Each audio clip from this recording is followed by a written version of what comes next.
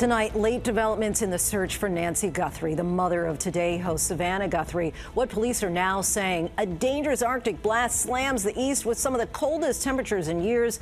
And American skier Lindsey Vohn's Winter Games comes to a heartbreaking end in Italy. First, the desperate search for Nancy Guthrie 1 week after she disappeared. Savannah Guthrie's and her siblings release a somber video on Instagram, speaking directly to the people who sent that last ransom note, pleading for their mother's return.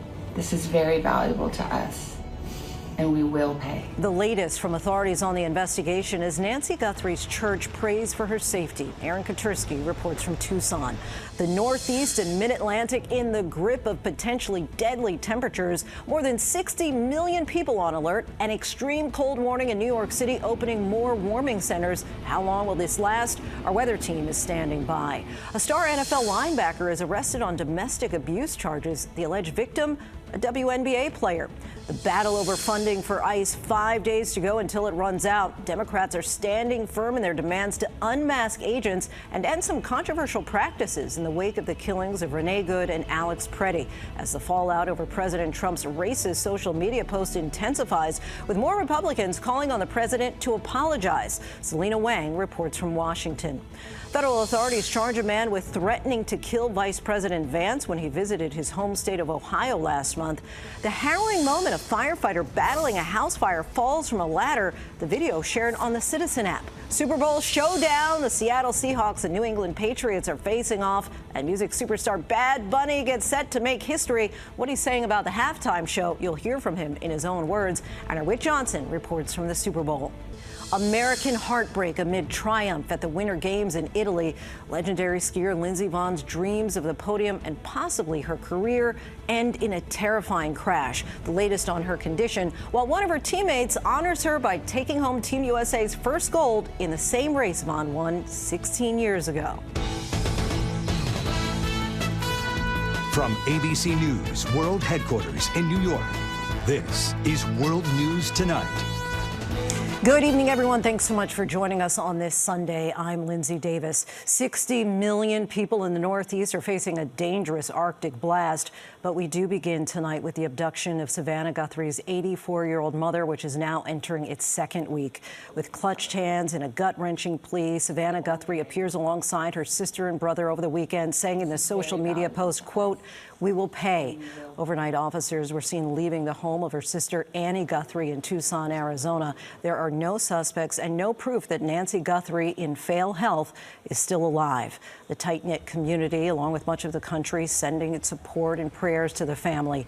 ABC's chief investigative correspondent Aaron Katursky leads us off tonight from Tucson.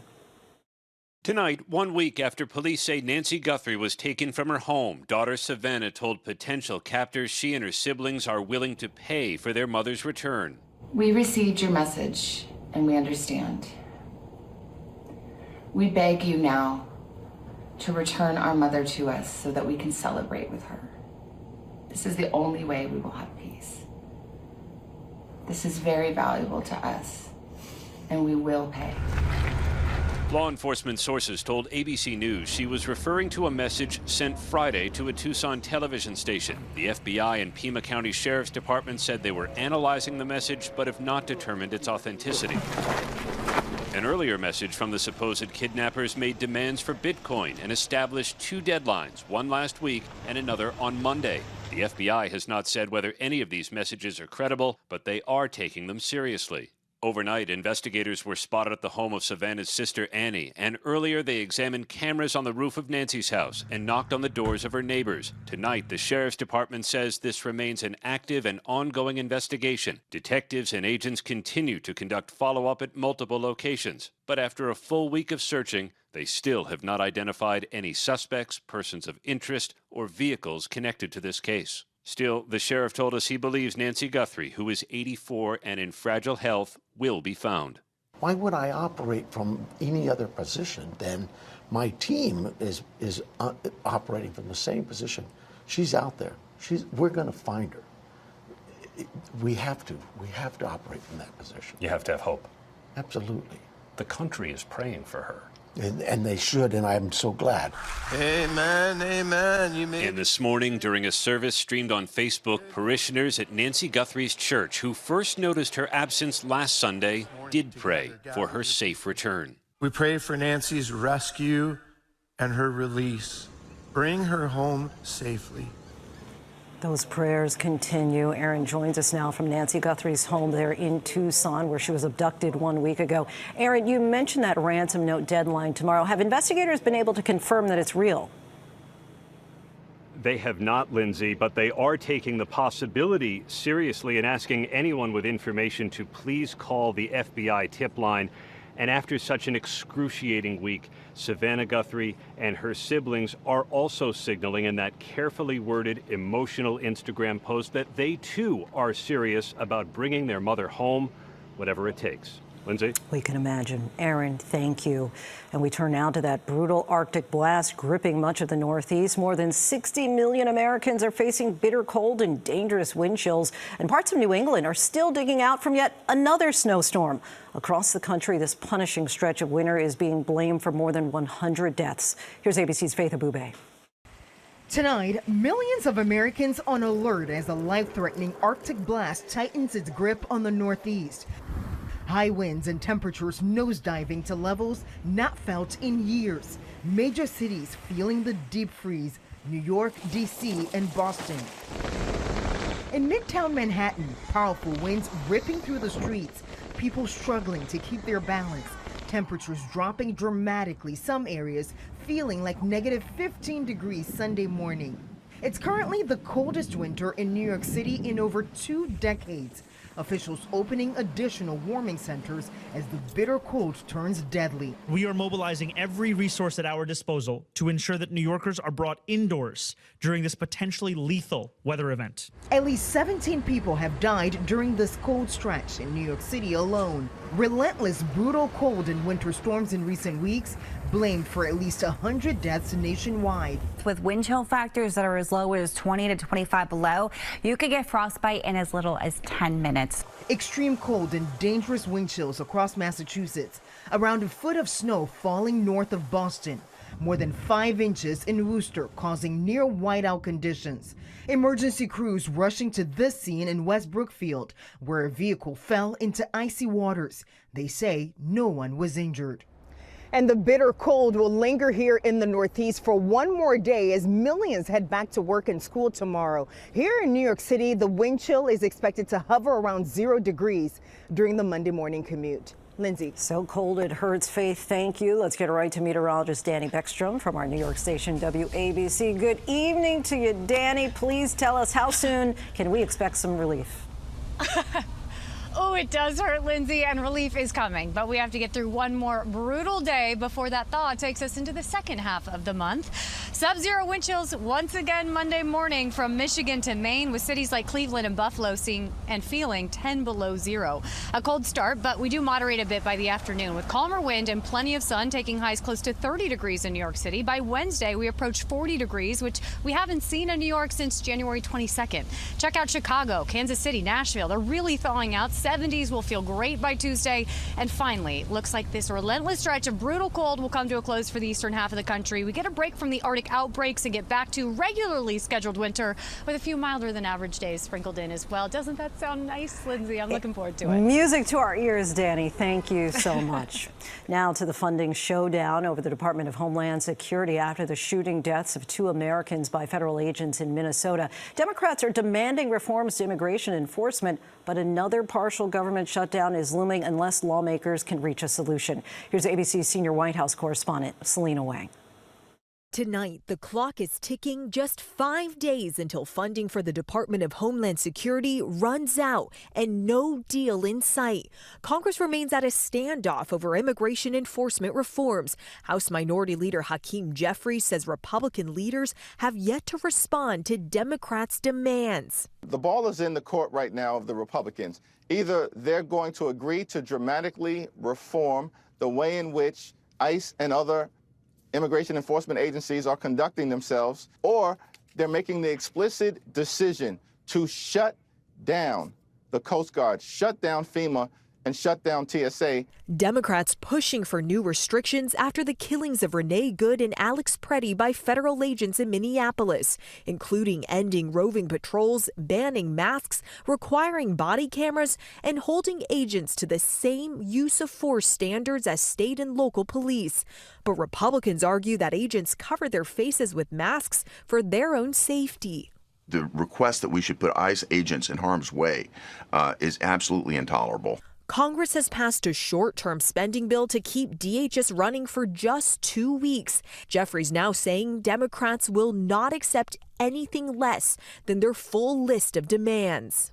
Not at this point. This comes as outrage is growing after a blatantly racist video was posted on President Trump's social media account depicting former President Barack Obama and First Lady Michelle Obama as apes. Even Republicans who rarely break with the president calling for an apology. I think sometimes it's just best to say, I'm sorry. But the president refusing to apologize even after the White House removed the video and blamed it on an unnamed staffer.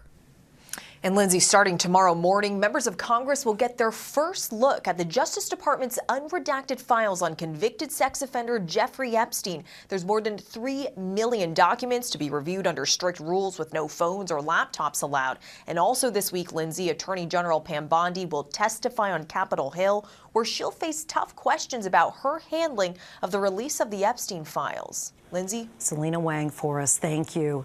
Britain's prime minister is facing a political storm over Jeffrey Epstein, with some calling for his resignation. Keir Starmer's chief of staff, the architect of his historic victory, resigned today over his role in the appointment of Epstein's friend, Peter Mendelsohn, as ambassador to the United States. The latest release of Epstein documents shows ties between Mendelsohn and the convicted sex offender. Mendelsohn was last year. Now to the Super Bowl 60, the New England Patriots against the Seattle Seahawks. Both teams taking to the field with just one goal: to raise that Lombardi trophy. And for some, it's all about Bad Bunny's barrier-breaking halftime show. ABC's Whit Johnson is at Levi's Stadium with the details. Tonight, an estimated 75,000 fans pouring into Levi's Stadium in Santa Clara, California for the biggest sporting event of the year, Super Bowl 60. The last time these two teams met in Super Bowl 49, a stunning finish in the final seconds. And there is Brady. Now, more than a decade later, the rematch, as the Seattle Seahawks look for revenge against the New England Patriots. Both teams, now on the edge of history, were long shots to make it this far. Seattle's quarterback Sam Darnold, the top draft pick in 2018 for the New York Jets, has since played on 5 teams in 8 years. But the NFL journeyman finally finding a home with the Seahawks, now shining as one of the league's best. There's a lot of things that we saw in Sam that we loved, and he's lived up to those things and then some. On the other side of the gridiron, Drake May looking to become the youngest starting quarterback ever to win a Super Bowl. Yes, younger than this guy was when he first won it in 2002. Here's Brady again. May, an MVP finalist in only his second year in the league, sitting down with former Patriot Teddy Bruschi, saying he's not taking this moment for granted. For my career, I'm going to leave it all out there and have no regrets, and I think that's what I'm just trying to live up to. Overnight, the party underway. Sports legends, music icons, and Hollywood celebrities turning the Super Bowl weekend into a star-studded affair. I love it. I love the Super Bowl. Law enforcement maintaining a heavy presence around the stadium. Units on the ground and in the sky on alert for this Level 1 national security event. Back inside, history also in the making at halftime. Global superstar Bad Bunny set to become the first Latino solo artist to headline a Super Bowl halftime show. Despite some controversy over his selection, the Grammy winner staying positive and focused on the music. I want to think that it's just 13 minutes doing something that I love. For the players, win or lose, it's a childhood dream come true. Any chance you have to play in the Super Bowl, I mean, this is what you dream about as a kid. And Lindsay, this is very much a Super Bowl with one eye on the past. For Darnold, can he help his new city forget that heartbreaking loss of 2015? And for May, can he show the fans that this is the start of a new Patriots era after Tom Brady? Lindsay? Lots of excitement, Whit. Thank you.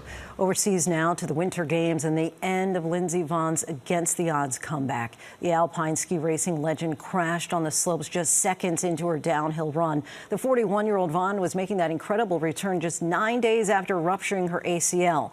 But in team figure skating, the U.S. bringing home the gold. ABC's Maggie Rulli is at the Games with the latest. Tonight, heartbreak for Lindsey Vonn on the Olympic slopes. 41-year-old Vonn racing in her 4th Olympics. But just a mere 13 seconds into the downhill race, she crashed. You can see here her pole hitting the gate.